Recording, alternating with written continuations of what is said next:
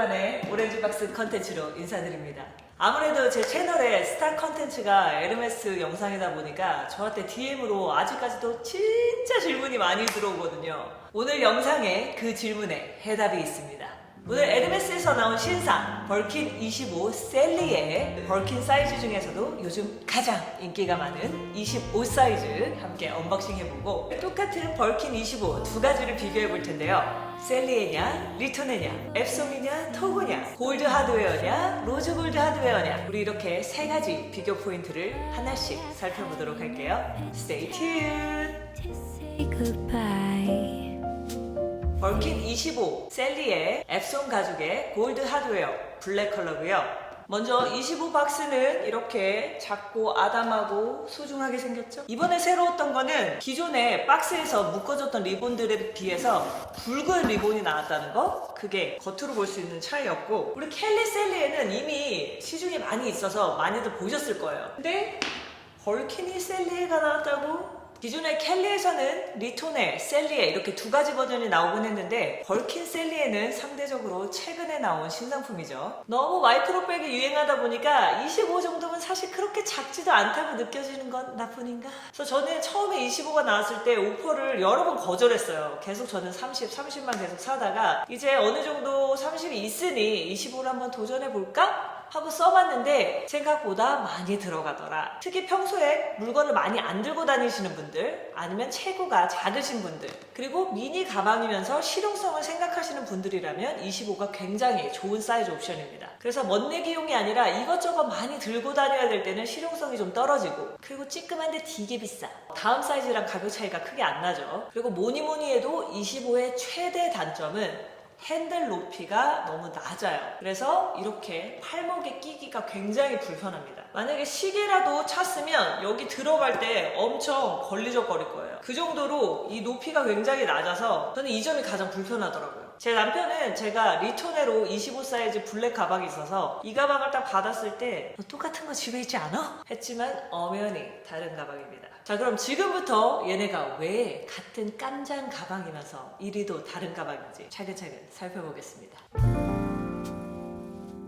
같은 벌킨 아닌가요? 셀리에는 뭐고 리토네는 뭐야? 하시는 분들께 제가 기존에 갖고 있던 리토네 가방과 비교를 한번 해볼 텐데, 보기에도 약간 다른 느낌이 있죠? What a night, people dancing in slow motion, blurry eyes.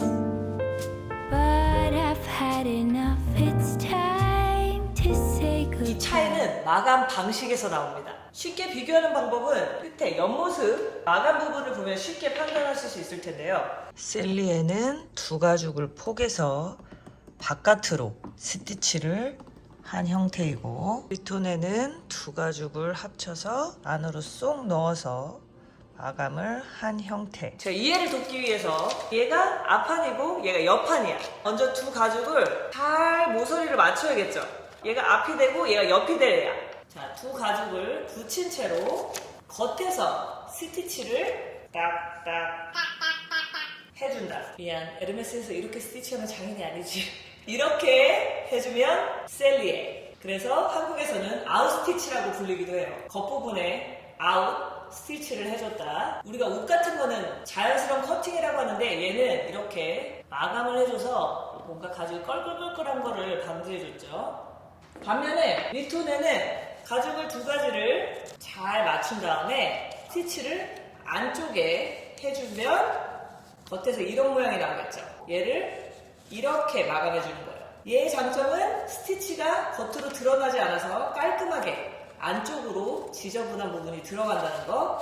그럴 경우 이런 마감 모양이 나오겠죠. 따라서 셀리에는 각 잡힌 모양으로 견고하고 탄탄하고 포스가 남다르다. 그래서 정장이나 셔츠 이렇게 잘 차려입은 각 잡힌 옷 이런 데 딱 들어주면 포스가, 반면에 리토네는 좀 더 소프트하고 흐물거리는 느낌. 자연스러운 구김, 물건을 넣었을 때 모양이 이대로 튀어나올 수 있기 때문에 구김이나 울퉁불퉁함이 생길 수 있고 여러분이 보관하는 상태에 따라서 또 얘가 무너질 수도 있죠. 그거의 장점은 뭔가 옷을 입었을 때 이렇게 몸에 착 감기는 느낌, 또 이렇게 흐물거리는 느낌을 좋아하시는 분들은 이게 좋지만 반면에 그게 단점이 될 수도 있다. 따라서 셀리에나 리톤에는 사실 장단점 할 것 없이 이거는 정말 그냥 호불호에 따라서 본인의 용도, 목적에 따라서 이게 장점이 될 수도 있고 단점이 될 수도 있더라. 셀리에 하면 앱송. 그래서 여러분 앱송 가죽은 일반 소가죽에다가 스탬핑으로 자국을 내서 일부러 그레이를 만든 형태죠. 일반 토고 가죽처럼 자연스러운 결 이런 게 아니라 인위적으로 만든 무늬 결이란 말이죠. 그래서 토고나 클레망스 대비해서 굉장히 그레인이 작고 좁고 이렇게 파인한 게 특징이고요. 에르메스에서 굉장히 자주 쓰이고 인기가 많은 가죽 중 하나입니다. 이 가죽의 장점은 관리가 용이하다는 거. 뭔가 비 맞아도 그냥 쓱쓱쓱 닦아주면 되고요. 굉장히 스크래치에도 강하고 가장 큰 장점은 모양이 탁 유지된다는 거. 그리고 여타 다른 가죽들에 비해 굉장히 가볍습니다. 굳이 앱송의 단점을 찾아보자면 이렇게 딱딱한 느낌이 있어서 뭔가 이렇게 들었을 때 몸에 착 감기는 느낌이 아니고 따로 노는 느낌. 그 다음에 얘가 좀 딱딱한 가죽이라서 이렇게 여닫을 때 좀 뻣뻣하다. 그래서 이게 좀 불편하다는 얘기가 있어요. 근데 이거는 앱송 가죽을 좋아하는 사람한테는 그냥 무시하고 넘어갈 정도의 단점이라서 노라고 할 만한 단점은 안 되는 것 같고, 저 같은 경우는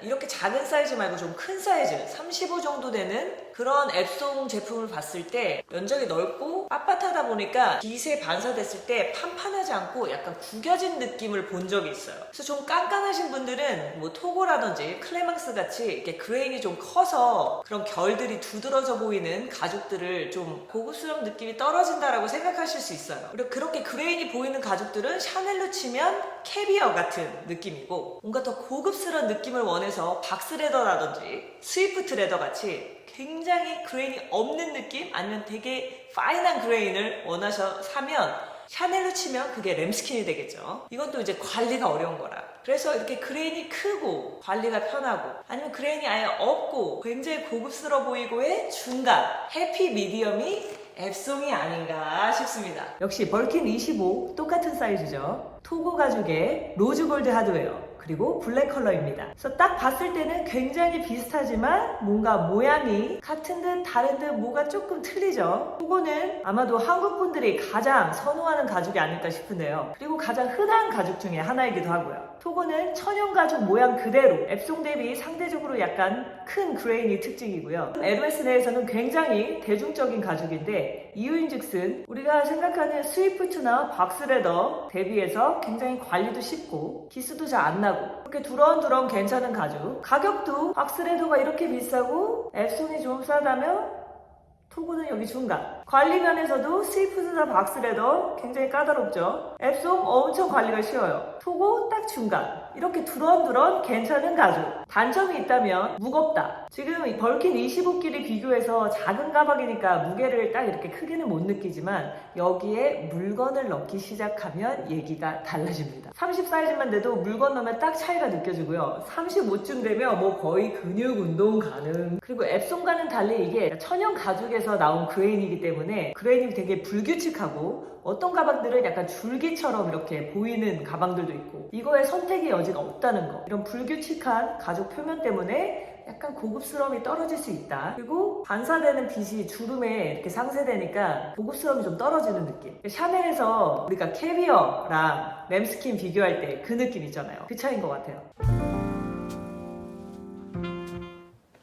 눈치채셨나요? 또 센스쟁이들은 이미 눈치를 채셨겠지만 얘는 골드 하드웨어, 얘는 로즈골드 하드웨어. 로즈골드 하드웨어는 사실 퍼스널 오더에서만 가능하던 색깔이었는데 이제는 그냥 기성품으로도 매장에 나오고 있죠. 그래서 지금 퍼스널 오더는 무감 같은 경우는 퍼스널 오더만 가능하게 됐고, 앱송이랑 토고는 확연한 차이가 있죠. 그 다음에 셀리에랑 리톤에 이런 모양 같은 것도 확연하게 차이가 있는데, 저는 이 가방들이 약간 어두운 색이어서 그런지 로즈골드랑 골드는 그렇게 큰 차이는 없는 것 같아요. 내가 로즈골드를 너무 갖고 싶었는데 골드를 받았다고 해서 로즈골드 기다릴게요 할 정도는 아니다. 이거 원했는데 이거 주면 아이고 감사합니다.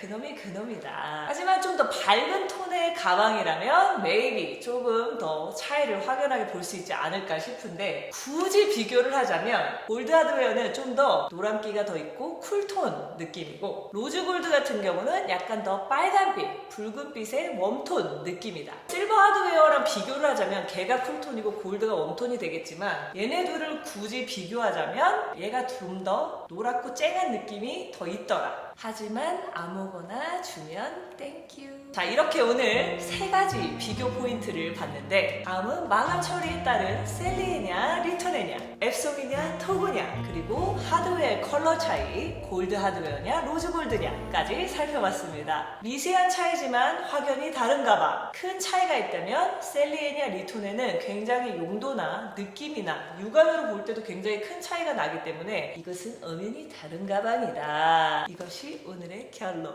그래서 제가 오늘 설명드린 이 비교 포인트들, 그리고 제가 직접 착용한 착장 영상 함께 보시면서 여러분들이 본인의 목적, 스타일에 맞는 가방으로 선택하시는 데 도움이 됐으면 좋겠습니다. 오늘 제가 커버한 내용 외에 또 여러분들이 이 관련해서 질문 있으시면 밑에 댓글로 많이 참여해 주시고, 또 예비 구입자들에게 도움이 됐으면 좋겠고, 이미 소장하신 분들이 또 댓글 보시고 많이 의견 나눠주시면 좋을 것 같아요. 또 제가 커버한 내용에 여러분들의 정보가 더해져서 더욱 풍성한 알찬 컨텐츠가 되기를 바라면서, 여러분 연말 즐겁게 보내세요.